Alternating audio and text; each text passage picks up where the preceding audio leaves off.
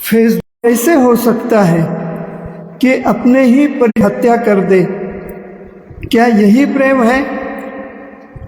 कारण और समाधान पर प्रकाश डालने की कृपा करें। जी गुरु जी। स्वागत है। प्रश्न गंभीर विषय पर है और स्पष्ट है कि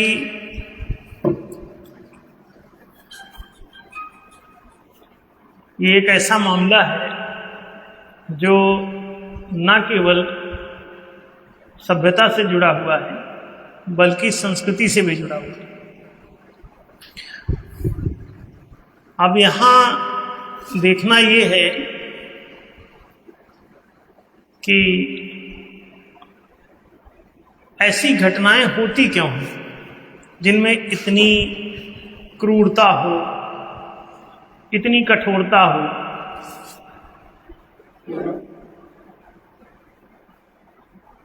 इतनी दुष्प्रवृत्ति हो।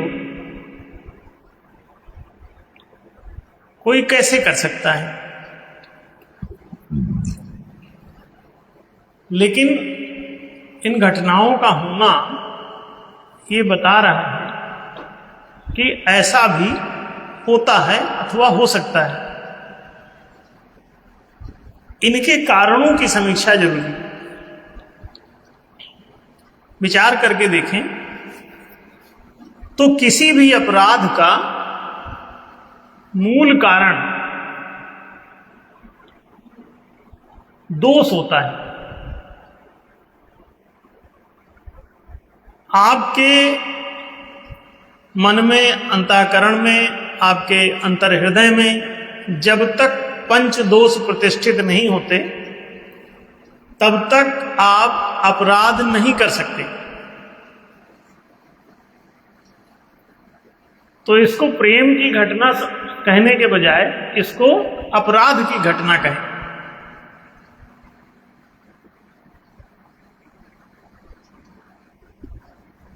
प्रेम किसी को पाने की आकांक्षा के अर्थ में नहीं है कि रावण को लंका से प्रेम था इसलिए उसने कुबेर से लंका छीन ली, दुर्योधन को इंद्रप्रस्थ से प्रेम था इसलिए उसने पांडवों से इंद्रप्रस्थ छीन लिया,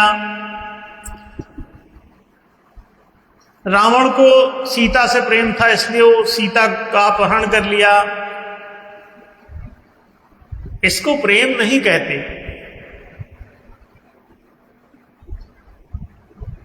ये प्रेम से इसका कोई संबंध ही नहीं। आप जिस चीज को प्रेम करते हो उसकी रक्षा करते हो, उसे बचाते हो। आपको देश से प्रेम है तो आप देश को लूट नहीं सकते, देश को आप बचाते हैं। आपको अपने घर से प्रेम है तो आप अपने घर को नहीं लूट सकते। आपको किसी व्यक्ति से प्रेम है तो आप उसको लूट नहीं सकते।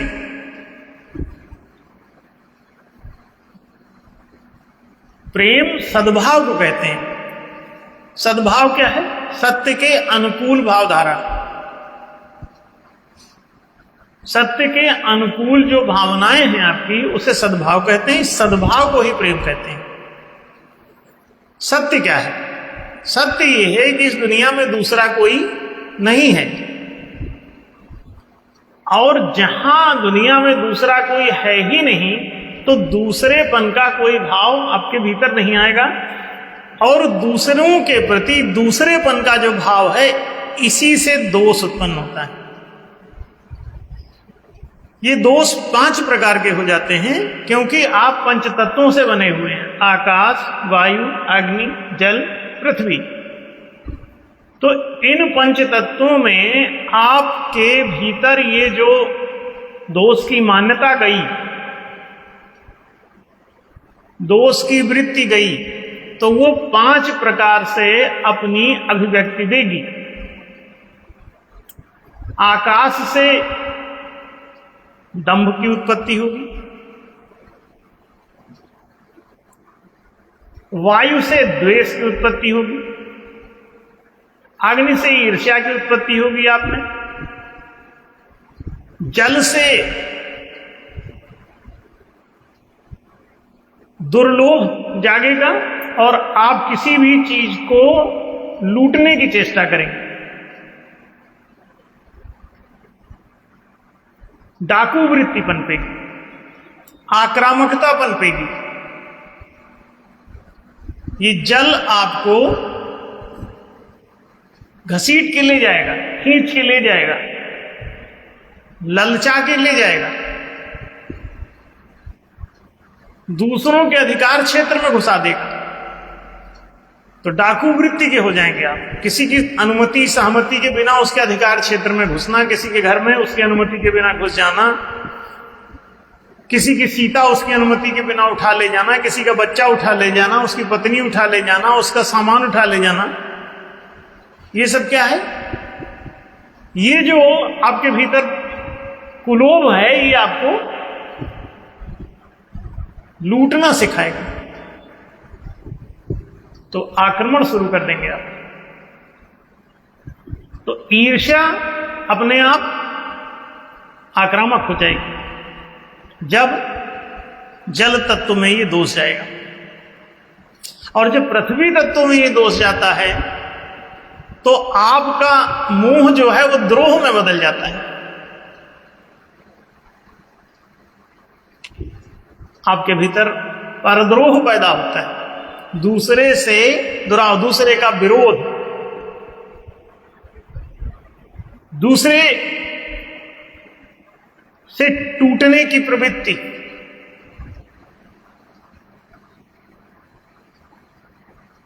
तो ये जैसे फूट डालो और राज्य करो का सिद्धांत है, ऐसे ही ये आदमी विद्रोही हो जाता है। तो द्रोह तक पहुंचते पहुंचते आपके पांचों दोष पूरे हो जाते हैं: दंभ, द्वेष, ईर्ष्या, दस्युता और द्रोह। तो ये पांचों कंप्लीट हो गए। अब आपके भीतर जो इन दोषों से जो प्रेरणाएं उत्पन्न होंगी वो अपराध कराएंगे। आप दंभी हैं तो दूसरे का दमन करेंगे, दूसरे को अपमानित करेंगे। तो ये जो अपमान की वृत्ति है दंभी व्यक्ति में पाई जाती है और ये दूसरे को गाली देने से शुरू करता है। अगर दंभ का प्रथम दोष आपके भीतर नहीं है, आपका आकाश तत्व दूषित नहीं है, तो आप किसी को गाली नहीं दे सकते, अपमानित नहीं कर सकते। तो ये जो प्रथम दोष है ये आपको अपमान रूपी अपराध कराता है। फिर जब आपके भीतर द्वेष उत्पन्न होता है तो आप दूसरे का अपकार करने लगते हैं। जैसे किसी की मोटरसाइकिल का टायर पंचर कर दिया, कील भोग दिया, किसी का गमला तोड़ दिया, किसी का घर तोड़ दिया, ये क्या है? ये द्वेष है। आपके भीतर अगर द्वेष नहीं है तो आप किसी के घर पे बुलडोजर नहीं चला सकते। और अभी देख लें सरकारी तल पर भी बुलडोजर चल रहे हैं। ये द्वेष होगा, ये बैठा होगा इनके वर्ष दर वर्ष, तो मौका मिलते ही बुलडोजर आ जाएगा। दूसरे का अपकार करना है, कार्यों की हानि, दूसरे के कार्यों की हानि अपकार कहलाता है। अपहिंसा, अगर आपके भीतर ईर्ष्या नहीं है तो आप अपहिंसक नहीं हो सकते। अपहिंसा क्या है? कि दूसरों की सहमति के बिना उनके साथ मारपीट करना। कोई राजी है, चाहे जितना कूटो, कोई अपराध नहीं होगा। वो कह रहा है कि हमको कूटो, तो ये हिंसा, हालांकि सहमति कोई देगा नहीं इसके लिए, लेकिन अगर देगा भी तो हंसी मजाक में ही देगा। तो इसका मतलब फिर वो हिंसा नहीं, हंसी मजाक कर रहे हैं। जो सहमत है वो आपकी कुटाई से न भागेगा न डरेगा, क्योंकि वो हंसी मजाक चल रहा है। जैसे एक दो दोस्त आपस में धक्की मुक्का करते रहते हैं, तो उनका वो कोई अपहिंसा नहीं है, वो सामान्य दुलरा रहे हैं। अपहिंसा बताती है कि तुम्हारे भीतर ईर्ष्या है। ईर्ष्या माने दाह, जलन, फूक रहे हैं। देख ही न सका ही पराई विभूति। कोई कार लाया तो फूक गए, मोटरसाइकिल लाया फूक गए, अरे चोर होगा, चोरी किसी के उठा लाया हो, ऐसे बोलने लगे। सहन नहीं हो रही खरीद के लाया। अप्रिशिएट भी नहीं कर रहे हैं कि भैया बधाई हो, आपने मोटरसाइकिल ले ली, अच्छा लगा, आप इसी तरह तरक्की करें। ऐसे कौन बोलता है? जिसके भीतर ईर्ष्या नहीं, प्रशंसा का भाव है। प्रशंसा सद्भाव है, ईर्ष्या दुर्भाव है। पंचदोषों में से इसी तरह जिसके भीतर दस्युता नहीं है, डाकू वृत्ति नहीं है, आक्रामक वृत्ति नहीं है, वो कभी भी किसी का अपहरण नहीं कर सकता। खींच के ने सीता हरण कर लिया, ये क्या है? ये कुलिप्सा है, कुलोभ है, जो प्रेरित कर रहा है आपको अपराध करने के लिए, अपहरण करने के लिए। तो सीता का अपहरण कैसे हुआ? रावण के द्वारा। इसी डाकू वृत्ति के कारण, दस्यु वृत्ति के कारण।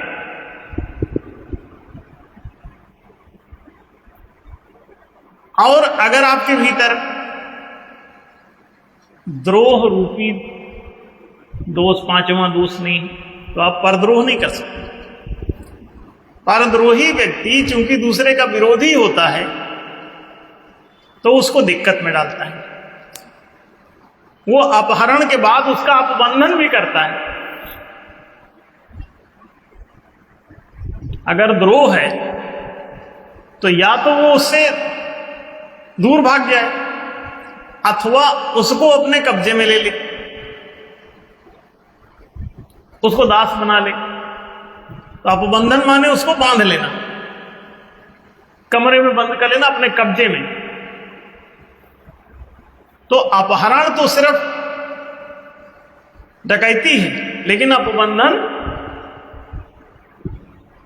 ये पूरा उस पर कब्जा है, फिर अपहरण के बाद उसे कब्जे में मिलेगी। तो ये 5 ही आप अपराध कर सकते हैं, क्योंकि 5 ही दोष होते हैं।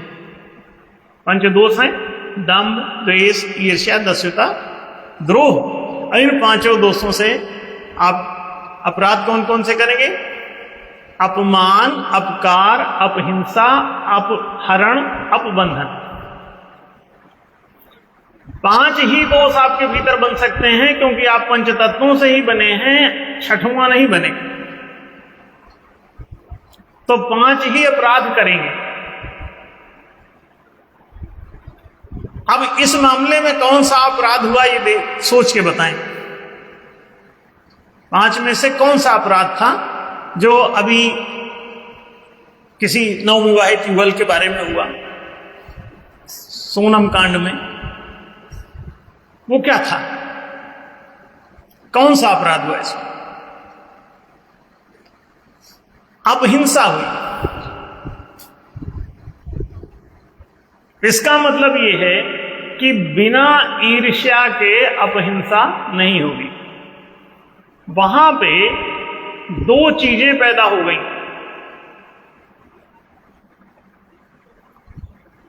एक ये शादी हो गई, और एक पहले से कोई था, उसके भीतर इसके प्रति क्या पनपा? ईर्ष्या पनपेगी। देख ही न सकहीं पराई विभूति, कि ये जो है उसके साथ जाएगी, हाँ, तो ये उसके साथ जाएगी, उसकी प्रेमिका। तो दूसरे के प्रति वो ईर्ष्या से भर गया। देख ही न सकहीं पराई विभूति, और ये हमले हो गए। और हमेशा ध्यान रखें कि ये आपको अनादिकाल से समझाया जा रहा है कि विवाह शादी के समय युवकों अथवा युवतियों को घर से निकलने पर तक प्रतिबंध लगा दिया जाता है। उनके 1 महीना पहले से उनकी तेल मायन पता नहीं क्या क्या सब क्रियाएं उनकी होती रहती हैं। सांस्कृतिक मामले, तरह तरह के संस्कार अनुष्ठान उनके चलते रहते हैं। वो इसीलिए उनको उलझाए रखा जाता है कि वो खेतों तक नहीं जाते, उनको पानी भरने नहीं दिया जाता, उनको छत पे नहीं जाने दिया जाता, घर से बाहर निकलने नहीं दिया जाता। ये महीनों उनको इस तरह से नियंत्रित किया जाता है। क्यों? इस समय मनुष्य के भीतर हार्मोनल चेंजेस आते हैं इसी पीरियड में, क्योंकि उनकी भावनाओं का ये खेल है। शादी विवाह भावनाओं का मेल है, भावनाओं का खेल है, 2 जिंदगियों का मेल है। तो ये बहुत बड़ा मामला हो रहा है। इमोशंस हिले रहते हैं। जो जो इससे संबंधित होगा वो सब पर उसका प्रभाव पड़ेगा। तो सब तीसरे आयाम में चले जाएंगे, और सामान्य आदमी जो तीसरे आयाम में चला जाता है वो उस समय अनियंत्रित रहता है। यदि उसके भीतर द्वेष है, ईर्ष्या है, तो उसको अमली जामा पहना देगा, अमल कर जाएगा उस पर। और तीसरे डायमेंशन में जाने पर आपको कुछ भी उचित अनुचित का बोध नहीं रहता। ये जागृत और स्वप्न केंद्र में इंद्रियों और बुद्धि के केंद्रों पर है। जैसे जैसे आयाम गहरे होते जाते हैं तो जागृत स्वप्न सुसुप्ति, सुसुप्ति आयाम में भाव का केंद्र है। PQ IQ EQ तीसरे नाम जागृत स्वप्न सुसुप्ति। तन मन प्राण, प्राण छिड़ा रहता है, ऊर्जा छिड़ी रहती है। तो ऊर्जा के पास जो भी सॉफ्टवेयर है वो चाहे द्वेष ईर्ष्या का ही हो, ऊर्जा उसे, भाव का मतलब ही है कि भू धातु से बनता है, वो घटना हो जाएगी, होके मानेगा। तो उसी क्षणिक वेग में ही इस तरह की घटनाएं घटती हैं। तो अगर उस समय को थोड़ा सा लोग ध्यान दें, शादी किए और चल पड़े, खतरे आसन्न है। अभी जो जिस तरह की कल्चर अडॉप्ट हो गई है वो खतरे वाली है, उसके पीछे कोई चिंतन नहीं है। शादी करते हनीमून मनाने चले जा रहे हैं। अरे ये खतरनाक परिस्थितियां हैं। अभी 2-4 महीना तो घर ही पड़े रहो। घर में जिसको अच्छा नहीं लगता वही हनीमून पे जाता है। घर में माखन मिले तो बाहर क्यों जाए नंदलाला? घर में आप परिस्थितियां वैसी नहीं कि सुखद आप रह सकें। घर में इन सब चीजों से नफरत बताई जाती है। स्त्री पुरुष के मेल को ही पूरी कल्चर में आपने बदनाम कर दिया है। नारी नरक का द्वार हो गई। इसको इस तरह से परिभाषित कर दिया गया है कि ये प्रेम की परिभाषा में ही नहीं रहा। तो लोग घर से भाग के बाहर ज्यादा सुकून महसूस कर रहे हैं, इसीलिए वो हनीमून मनाने चले जाते हैं। घर में भी दूसरे फूक रहे हैं। सास बहू का झगड़ा उसी समय हो सकता है। सास बहू संग्राम जगत विख्यात है। तो घरों में भी उसी बात का खतरा है कि लड़ाई ना हो जाए, तो बाहर भाग रहा है। तो हमेशा ध्यान रखो कि अगर आप अपनी संस्कृति ठीक नहीं करोगे, सभ्यता ठीक नहीं करोगे, तो ये सब घटनाओं के आप शिकार हो। सभ्यता कहती है कि अगर आपके पास पंच दोष हैं तो आपको समाज में रहने का अधिकार नहीं होना चाहिए, क्योंकि आप पंच अपराध करेंगे। तो दुष्टों को, दुर्जनों को, दैत्यों को, दुर्वृत्तों को समाज में रहने की जो अनुमति दे रखी है उसका परिणाम ये घटनाएं। अपराधियों के निष्कासन की व्यवस्था प्राचीन भारत में रही है। उनका हुक्का पानी बंद करो, आवक जावक बंद करो, उन्हें तड़ी पार करो, समाज की सीमा रेखा के बाहर करो, उन्हें अस्पृश्य घोषित करो। तो जो अछूत घोषित किया जाता था कि उनका स्पर्श नहीं करना, उनसे दूर रहना है, किसके लिए कहा गया था? समाज से इनका दलन करके इन्हें बाहर करो। तो अपराधियों को दलित बना दिया जाता था, अपराधियों को निषिद्ध कर दिया जाता था प्रवेश समाज में। तो वो समाज की बस्ती के बाहर रहते थे, उन्हें भंग कर दिया जाता था समाज से, तो उन्हें भंगी भी कहते थे। जो अपराध करे उसको ये बना दिया जाता था। उनके बाल बच्चों ने जिन्होंने अपराध ही नहीं किया उनको आप बनाए बैठे हो जातिवाद के कारण। ये जातिवाद नहीं था, ये निषाद शूद्र वैश्य क्षत्रिय ब्राह्मण ये वर्ण व्यवस्था थी जिसमें अपराधियों को बाहर करने की व्यवस्था थी। उन्हें सजा आजा नहीं दी जाती थी, किसी को मारना, पीटना, फांसी पर चढ़ाना, मृत्युदंड देना, कुटाई करना, जेल में बंद करके रखना, ये सब परंपरा भारत में नहीं थी। न च दंडो न दांडिका, न वैराज्यम न राजासीन, न च दंडो न दांडिका, धर्मेण उपजा सर्वे रक्षन्ते स्म परस्परम। प्रजा सारी अपनी व्यवस्था पारस्परिक मतदान पूर्वक कर लेती थी, अपनी आपसी सहमति से कर लेती थी। उसको किसी दंडाधीश दंडाधिकारी की जरूरत ही नहीं रहती। दंड की व्यवस्था ही नहीं थी। न च दंडो न दांडिका, न कोई दंड विधान था भारत में और ना ही दंडाधिकारी। ये महाभारत का श्लोक। पूर्व काल में ये व्यवस्था नहीं थी, तो दंड नहीं दिया जाता था। इसीलिए केवल समाज से उनको ड्राफ्ट कर दिया जाता था कि जब समाज के नियम स्वीकृत हो जाए तो अंदर आ जाना, अभी तुम समाज के नियम का पालन नहीं करते तो बाहर रहो। तो जो जैसा रहना जीना चाहता है, पहले तो निजी चरित्र की स्वतंत्रता दो। अगर किसी को दूसरे के साथ प्रेम है, उसके साथ वो रहना चाहती है, तो इसके साथ विवाह क्यों कर रहे हो इसका? पूरे टाइम उसके वीडियोस देखने के बाद ये दिखाई दे रहा है कि वो शादी से सहमत नहीं है। लगातार वीडियोस उसके जो आए सोशल मीडिया पे, उसमें साफ दिख रहा है हल्दी के समय वो हल्दी नहीं लगवा रही। जितने भी उसमें कर्मकांड आते हैं सब में वो नाराजगी दिखा रही है अपनी, फिर भी शादी किए पड़े। उससे पूछा क्यों नहीं जा रहा है कि तुमको नहीं करनी है बेटा क्या, तो मत करो। कोई दूसरा लड़का है तो बता दो। तो जिसके साथ भी रहना चाहती है उससे तो अपनी शानो शौकत में के रईस के साथ करेंगे। जिसको जो प्रिय लगता है ना, वो उसी के साथ रहना पसंद करता है। वो चाहे गरीब हो, चाहे वो कुरूप हो, भद्दा हो, इससे मतलब नहीं। जो जिसके साथ रहना चाहता है, निजी चरित्र की स्वतंत्रता रखो। जो जहां रहना चाहता है उसको रहने दो। पारस्परिक सहमति की जरूरत वहां पड़ती है जब साथ रहना हो। जब साथ नहीं रहना है तो निजी चरित्र की स्वतंत्रता होनी चाहिए। आपका कानून कहता है कि तलाक लेने के लिए आपकी पारस्परिक सहमति जरूरी है, लो। जब उनको साथ रहने नहीं है तो वो सहमति क्या करेगी?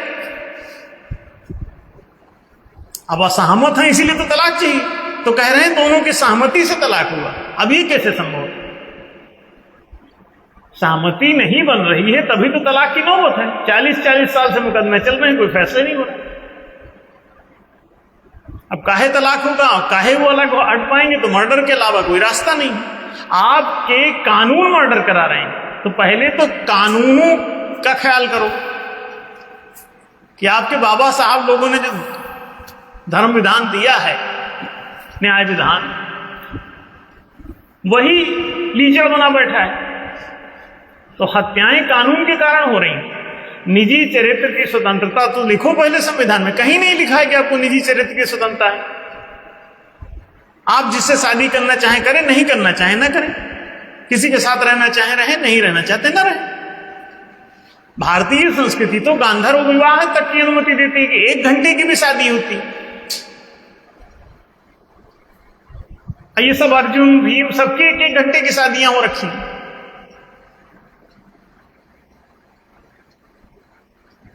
उनका जीवन चरित्र पढ़िए। निजी चरित्र की स्वतंत्रता है। भीम जंगल जाते हैं, वहां हिडिंबा से शादी हो जाती है। 2 मिनट में ही फैसला हो जाता है। और उनका एक पुत्र भी हो जाता है घटोत्कच, जो बाद में युद्ध में भी लड़ने आता है। और कहां वो जंगल में रह रही। राजा बिंदुसार जंगल जाते हैं, वहां पे उनका एक बच्चा हो जाता है, सम्राट अशोक कहलाता है बाद में, जंगल में एकदम अपरिचित महिला से। उनकी दवा की वहां घायल हो गए हैं, तो वो दवा की उनकी पत्नी ने ही हमला किया, वो करवाया हुआ है, वो घायल हैं, उनको पता भी नहीं कि वही हमला करवा रही है। तो दूसरी जिससे सहानुभूतिपूर्ण, घर में वातावरण खतरनाक रहा होगा तभी तो, घर में माखन मिले तो बाहर क्यों जाए बिंदुसार। आप देखो, जो लोग बदतमीज हैं, दुष्ट हैं, उनके साथ आपका गुजारा कैसे होगा। निजी चरित्र की स्वतंत्रता का ये बेसिक फंडामेंटल भारतीय संस्कृति, वो आपकी गायब है। अब आप भुगतिए बाबा साहब के संविधान को लेकर बैठिए और उसके मुताबिक फैसले लीजिए कोर्ट में। चारों तरफ हत्याएं हो रही हैं, फिर भी संविधान में बदल नहीं रहे दंड विधान। दंड विधान की जरूरत ही नहीं भाई। इतनी सी बात है कि अगर किसी ने अपराध किया, किसी को कोई हानि पहुंचाई, तो जो हानि हुई है उसकी भरपाई कर दी जाए। दंड की क्या जरूरत है, दंड विधान क्या करोगे इसमें। हानि की वसूली करे, और वो हानि उससे वसूल नहीं हो पा रही तो सरकार जिम्मेदार है, सरकार उसकी भरपाई करे। एक आदमी ने चोरी किया, उसका हाथ काट दिए, इससे क्या हुआ। जो थोड़ा बहुत काम कर सकता था वो भी समस्या खत्म हो गई उसकी। अब जीवन भर चोरी करे। अरे 5,000 रुपए की चोरी किया है तो 5,000 रुपए उसे रिकवर करा लो, उसे काम कराओ, 5,000 रुपए चुक जाए उसे छोड़ दो, और नहीं है उसके पास कुछ तो सरकार दे दे, बाद में सरकार उसकी वसूली करती रहेगी। जेल में डालने की क्या जरूरत है, हाथ काटने की क्या जरूरत है, फांसी चढ़ाने की क्या जरूरत है। आपको छोटी छोटी बातें नहीं समझ में आ रही हैं और आप संविधान निर्माता बन गए। लड़ाई कर रहे हो कि बाबा साहब ने बनाया कि बी.एन. राव ने बनाया, तो सोचो। अरे जिसने भी बनाया है, बनाया तो गलत है, सही ढंग का बनाओ, हमसे पूछ लो। हमने तो 111 प्रस्ताव उनको दे रखे हैं कि ये लो, इस पर आधारित संविधान बना लो। विधायिका में सबको भेजा हुआ है, हर नेता जानता है कि न्याय धर्म सभा ने सब दे रखे हैं प्रस्ताव। पॉलिटिकल पार्टी भी बना रखी है उन्हें, पॉलिटिकल पार्टी के इसमें घोषणा पत्र में ही सब दर्ज है।